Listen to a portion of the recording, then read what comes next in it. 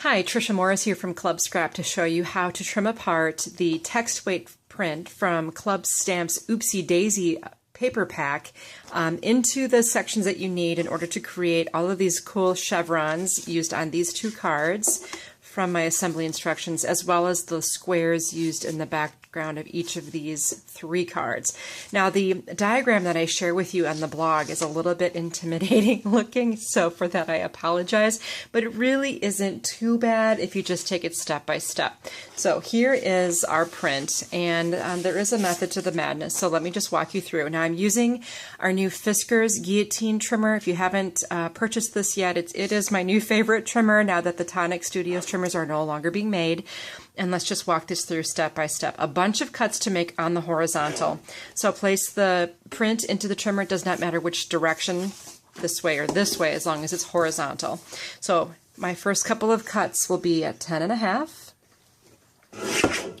9, 7.5. So you just kind of keep sliding it down. 6.5. 5.5. Now, when you do that 5.5 inch cut, it literally will line up right with the edge of the blade. And with the Fiskars, I can see exactly where the edge of my blade lands, so I know that I'm lined up pretty well here. Then 4.5. 3.5. Going right on down the line here. 2. And then it says a half. So normally I like to keep the largest portion of paper on my trimming base, but just so that it matches your diagram, I can visually line up my little piece of paper here at the half-inch mark. I can see through right through my stabilizing bar. I'm going to get a half-inch piece. Doesn't that work nice? Okay, so now we have a whole pile of skinny little strips. And let's sort these out for just a second. We have these 2 half-inch strips. That's going to be scrap. So the next step says to cut 2 1.5 by 8.5 inch strips horizontally at 7 and 1.5. So they're going to be the 2 different ones. Okay, so I'll stack them and find my 7 and then my 1.5. Now, if you're not real comfortable with your trimmer, then just do them one at a time. Down there too. Stabilize and cut. Now, what I made here are 4 1.5 inch squares. And then these 2 remaining pieces, that's scrap. So I'll set those aside and keep my 4 little squares. Then I'll find the other 2 matching strips, stack them. These 2 will be trimmed at 7, and then 5.5, then down to 3,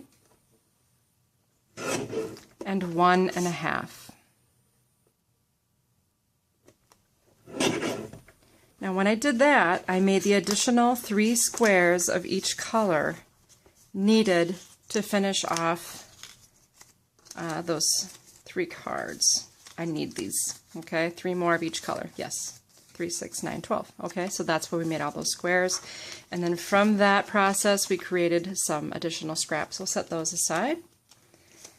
Now, what I have here are a whole bunch of 1-inch strips.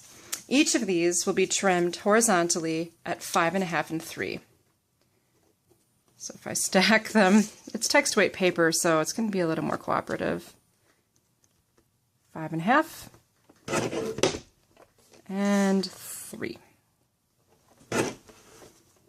Now, all of these little pieces, those are scraps, and what you can do with those, if you like, is take a daisy punch if you happen to have one, and if you face the punch so that the hole of the punch is facing you, you can see exactly where you're landing, and just cut each one of these little patterns into a daisy, and you can use these as embellishments on your cards a little bit later.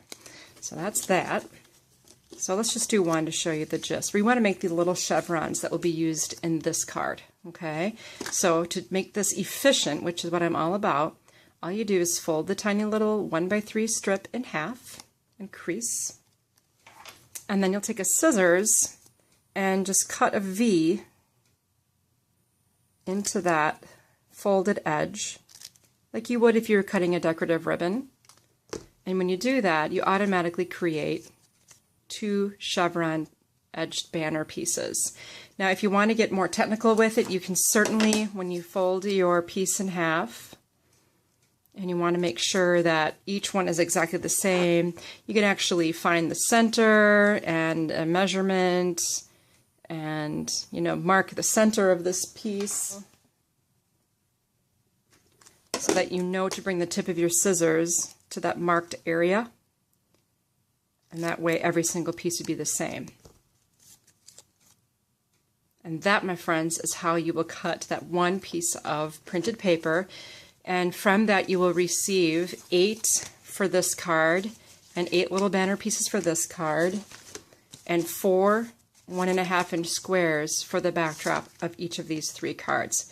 Now, I know it seems like a lot of work, but it's worth it in the end. Don't you agree? I hope you have fun making these cards with Club Stamp's Oopsie Daisy paper pack. Enjoy.